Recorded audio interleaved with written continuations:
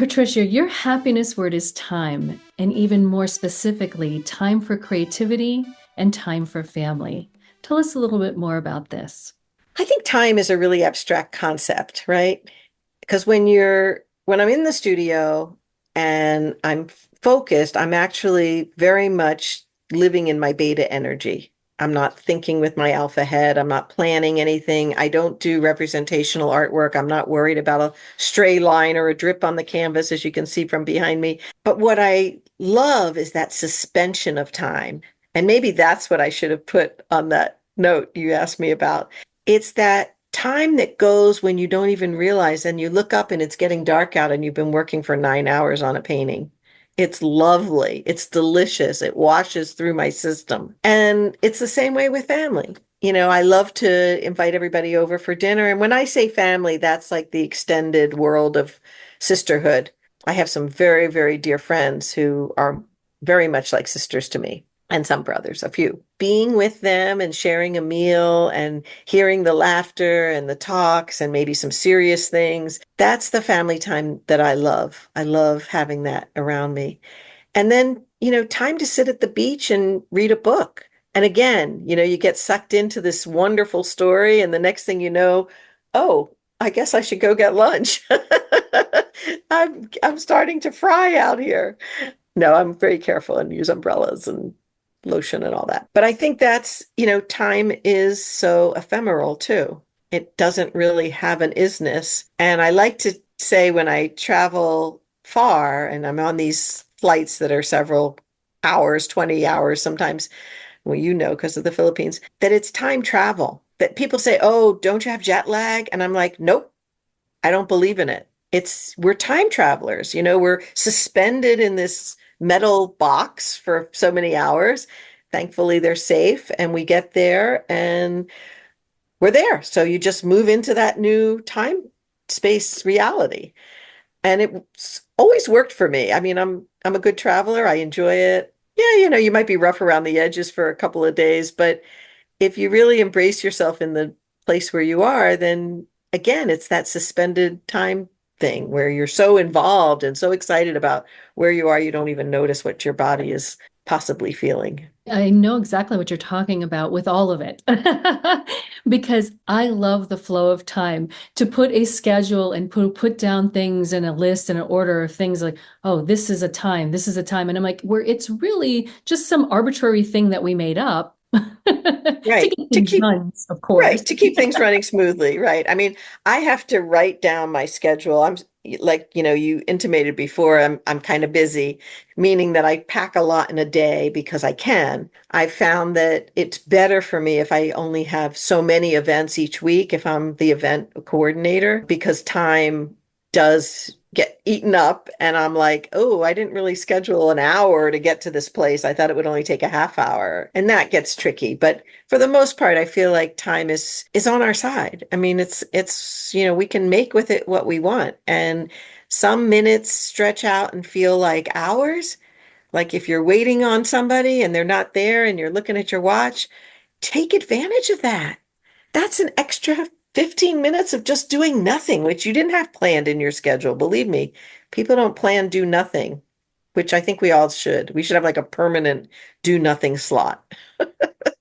It's funny. I mean, really, time, I love it as your happiness word. I mean, it's just a neat happiness word. Another podcast that I have is about mindfulness, where it is literally 10 minutes. When somebody's worried about, I didn't have time, I didn't do this, I did, take 10 minutes. If you take 10 minutes every day out of your life to just do that little thing, you'll be so surprised about how much you can get accomplished. And I love the fact that you do that with your art because I love painting. I understand that because when I paint, it is my happy place.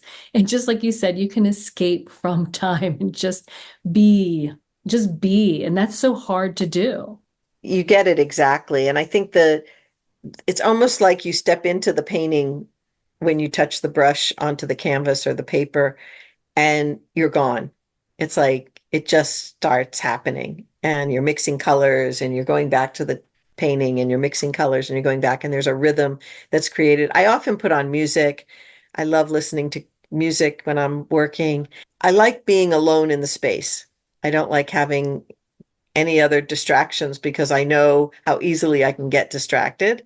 So it's better for me if I'm in the studio on my own. Some people like to work with other noises around. I don't know. Music would probably be about as much noise as I could handle. Have you always been an artist since you were a child? Have you known that? Yeah, my mom said that, even when I was little, they used to give me scissors, paper, tape, and glue and put me in the playpen, and I'd be happy for hours. My first art classes were after elementary school. I would walk to this lady's house once a week, and in her basement, she had art classes. And I was definitely among the youngest. I think there were maybe there was one other young student, but everybody else were, moms and retired people, I guess. I don't know. I never really paid much attention, but I didn't learn that much from her. It was nice that my parents honored me with that time. Maybe they just wanted me after school somewhere. And that was the easiest, cheapest way to do it. I don't know. I've never asked my mom that question. I'll have to ask her.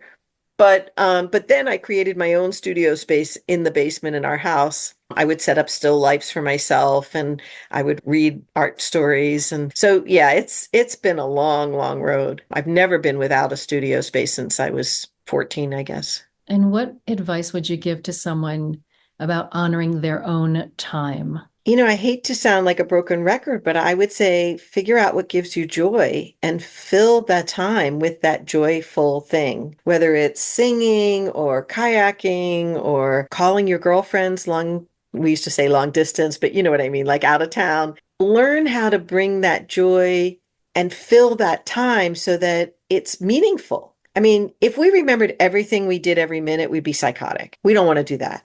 But wouldn't it be nice to have those joyful moments accentuated by having a something after you're done? Whether it's the glow of a nice tan because you've been outside kayaking, or whether it's a painting on the wall or a sculptor, or maybe you've recorded some music that you're making or written a poem. The creative side is so expansive within our cell system that when we're providing joy to our cells on a cellular level, we're totally improving our physical and mental well-being. And that in and of itself should be enough of a reason to find your happy place, go there and spend time there. If you could give the gift of health, wealth, or happiness, which one would you give and why? I think number one would be happiness because you really don't need wealth to be happy.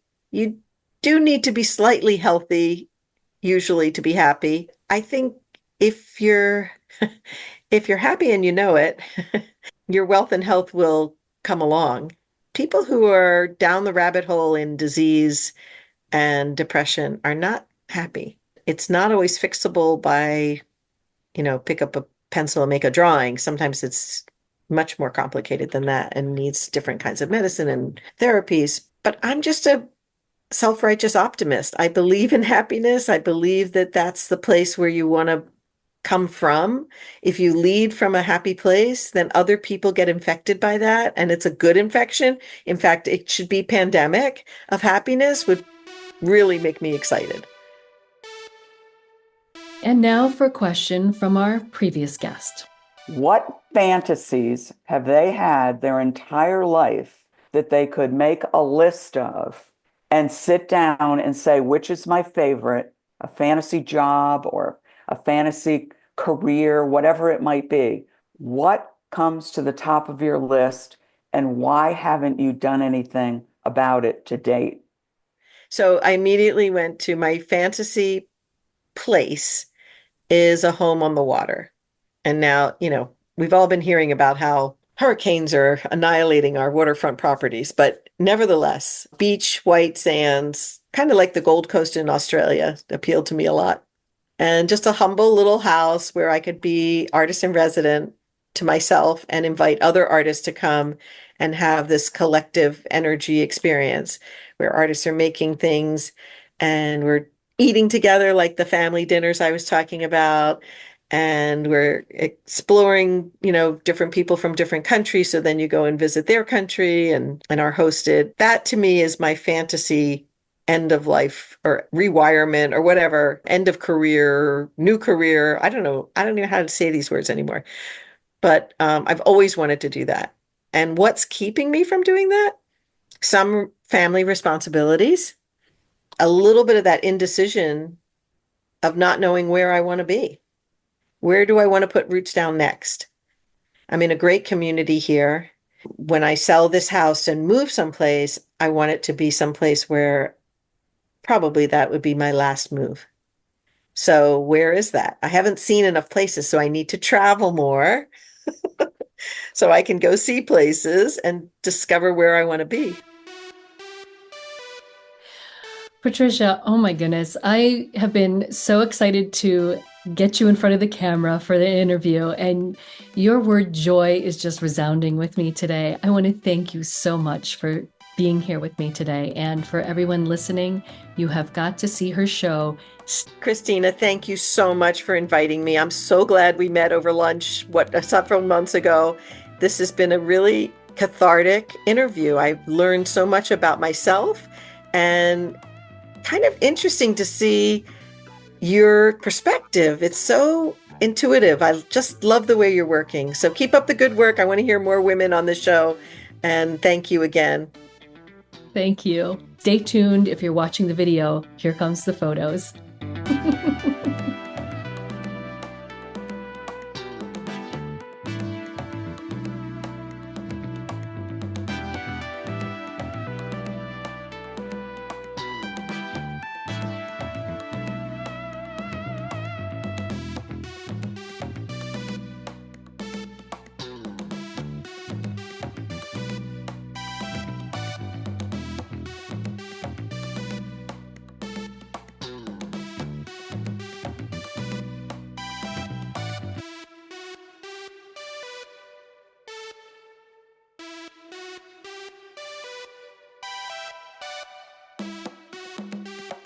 Subscribe and click the link below to find out about bonus tracks and how to join our community.